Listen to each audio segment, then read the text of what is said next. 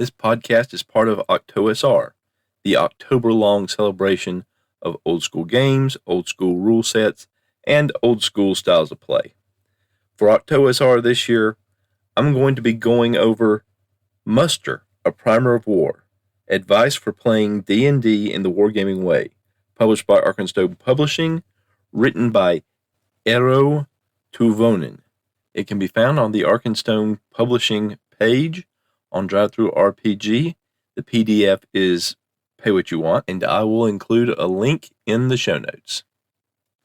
The next section of Muster talks about First Dungeon Doctrine. In it, the author states that it's at this point, it's probably fairly clear that the game is about developing and performing the skills of warcraft, or using a more modern term, military science. The number one failure I see in practical dungeoneering is players not understanding the question. It is very possible to play the game without even realizing you were supposed to be thinking smartly and making wise decisions. For example, players may believe that their job is simply to go along with the referee's suggestions and experience the content that's been laid out for them, like the game was a movie. They may think that the most important thing is to role-play their character as a funny or realistic personality. Fight those inclinations. Trust in the authenticity of the game. Assume that when confronted by a dungeon door, it really is up to you to choose whether to open the door. Such a simple and basic choice, one that arguably chooses between playing or not playing, and I still advise you should make it on a strategic basis. So get up from that ironic daze, seize the day, and really put your brain to work. Is it in the best interest of my adventurer to take this action? If not, why not? Players who engage in the game are rewarded with doctrine, the crystallized conclusions of their own experience on how best to go about conquering dungeons or other kinds of adventures. Over time, the development of doctrine makes maneuvering easier and deeper, as you can focus on more complex emergent problems instead of the basic ones. So stepping away from the book text, and I'm going to try to make it clearer as I go through that I'm doing this, because I think I've kind of muddled it in some of my previous entries. This is player agency or player choice writ large, depending on which term you prefer. And there seem to be some pretty political divisions within the hobby about which term is appropriate and why. But this is the choice making. This is the difference in a lot of ways in RPGs and other types of games, where in other types of games, the rules are set. In computer games, video games, they're set in the code. In board games, they're set in the rules, which everyone is supposed to follow. This is the RPG, the wargaming way that they're describing here is the type of RPG where that plays by the OSR principles that so many espouse, where the referee posits the scenario and the players find a way to explore that scenario. So the players, in effect, are setting some of their own rules. There are rules to the game. There are basic rules to the game. But above that, building on that, are the rules that the players build for themselves. And as they discover the world, they may discover some other rules that apply the same way the rules of nature apply to ourselves. Getting back to the book, there is a flowchart labeled Doctrine and Skill. This is the actual fun part of wargaming, where you try to learn from experience and formulate principles for future contests. It starts with GM posit scenario, goes to player solve scenarios. Looping around from that point back into that point are outside skills. Coming out of that point, player solve scenarios is learning, which leads to doctrine formation, which leads to applied doctrine back to player solve scenarios. So player solve scenarios is sort of the central part of this flowchart, and all the rest is leading to it.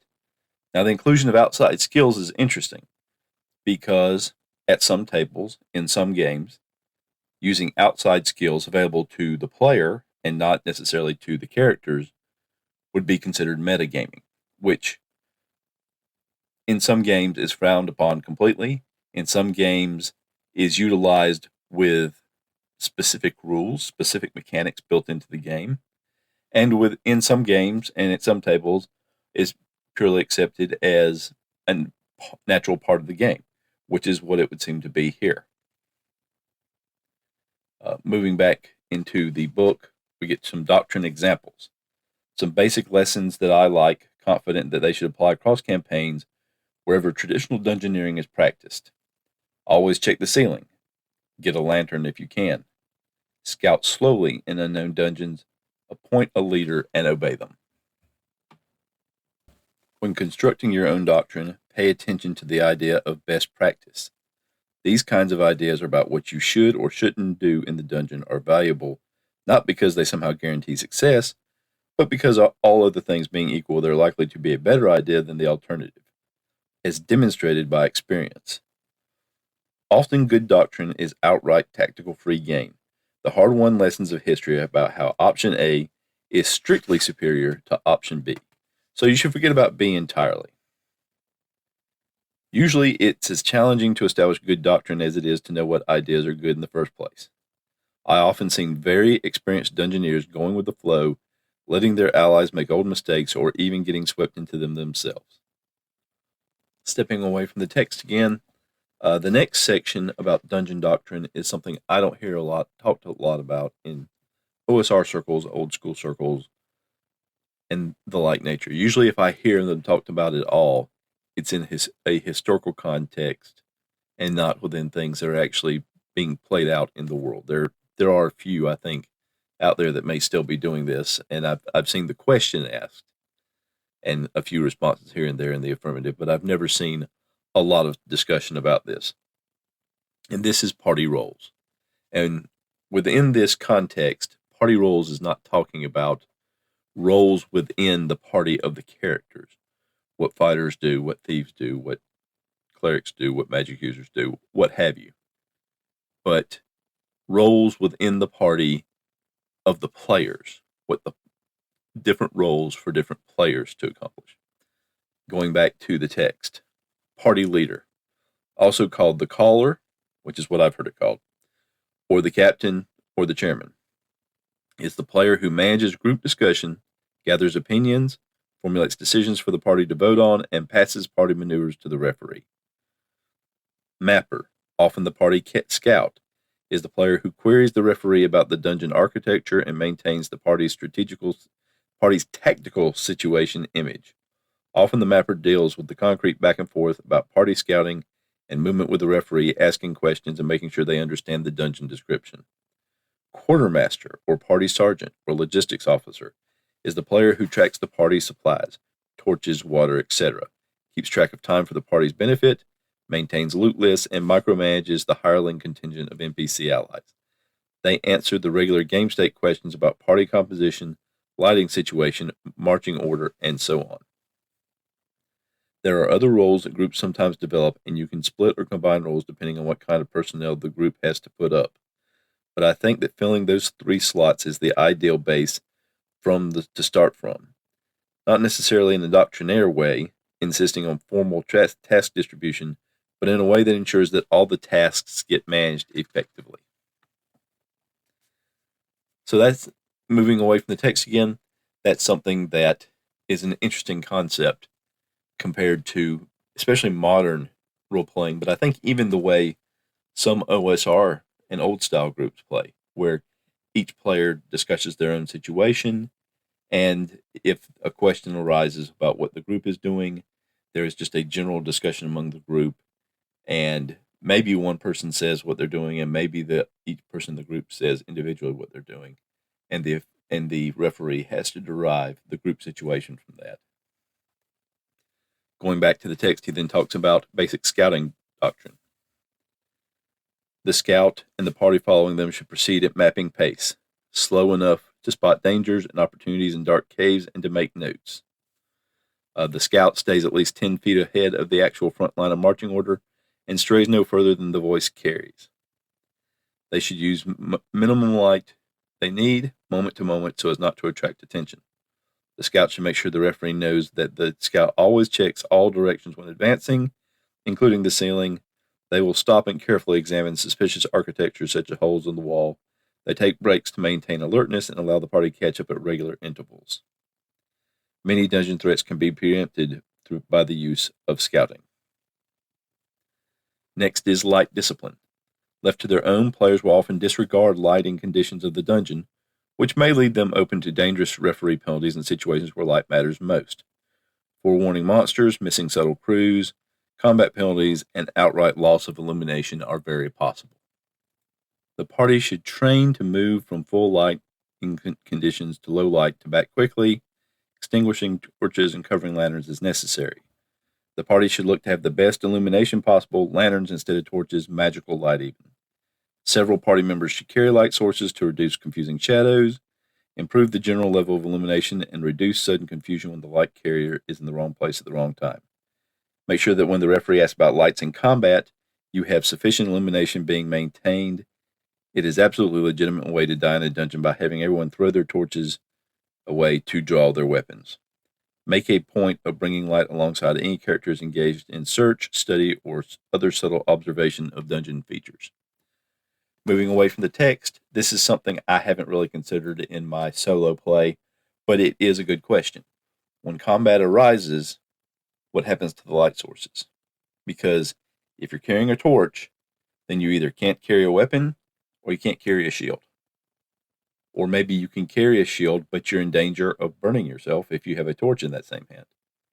So that's something I haven't considered and something I do need to consider going forward in my solo play as to how the party is providing illumination. Although in a situation where there are magical weapons, it is mentioned in the AD&D Dungeon Master's Guide that magical swords tend to have magical lighting themselves. Moving back to the text, we see room entry doctrine. Parties die because players do not agree upon and train organized action. Train two different entry methods. Hard entry is used when you suspect there are hostiles inside the room and wish to seize the initiative and control the situation. The party arranges around the entrance, bashes it in, and charges the room in a planned pattern of entry. Soft entry is used when you don't wish to initiate hostilities or suspect traps. The party arranges to defend their positions in the corridor, opens the door quietly, observes, and sends the scout in. If battle results, it is fought defensively at the choke point of the doorway. The worst entry is a confused one, of course. It loses against both a monster room and a trap room. Dungeoneering involves a lot of situations where the party has the initiative with the door to the unknown waiting for them to open it. At least have the decency to coordinate that part. And then the last section here is combat. A small party should plan to fight defensive skirmishes in the dungeon. You're not trying to win, you're trying to cover the retreat. Choose the vanguard or the marching order accordingly. A more powerful party would figure out their own fighting formation for dungeon warfare. I won't go into details here, but the spear phalanx has long range and low-level dungeon tactics as dominant force. Work it out for yourself. Develop party organization with in-combat coordination in mind. Agree upon signals for attack and retreat. Work out the support elements, elimination, corpsmen, etc., and have a tactical chain of command. Adventuring parties are often defeated because they lack discipline. Probably the single most important thing to do would be to somehow coordinate the decision to retreat and learn to do it in good order that gives everybody a chance to get out of a bad situation alive. Stepping away from the text, this is the part that I think really gets deep into the wargaming way, where it becomes a very tactical exercise, not merely in combat, although the combat section is, I think, probably the least part I hear in things like actual plays, or when I read things like blogs, where they don't discuss as much the hows and wheres of combat, other than if they're trying to flank an opponent or something like that, but not how to organize a strategic retreat, or a tactical retreat rather, to retreat in good order, to engage in a way that the creatures or monsters you're fighting don't pursue, or if they pursue, they can't catch you. I do hear sometimes things like stacking up on a door in a certain way and having methods of entry that apply in certain situations. One thing I've heard in several podcasts is the question of traps and how people don't like traps because they feel they slow down the game, because they slow down the rate of play. And if you don't want to go into minute tactical detail, my opinion, this is not from the book, it could be a situation where you establish a doctrine and say, this is how we enter when we're searching for traps. This is how we're entering when we think there's a monster. This is how we're entering when we're trying to be stealthy. And you could simply use a shorthand to say, we're using the stealth entry, or we're using a hard entry, as the book called it. And that would mean that you could have these detailed disciplines, but they wouldn't slow up play. They wouldn't make play last any longer than just saying, I opened the door.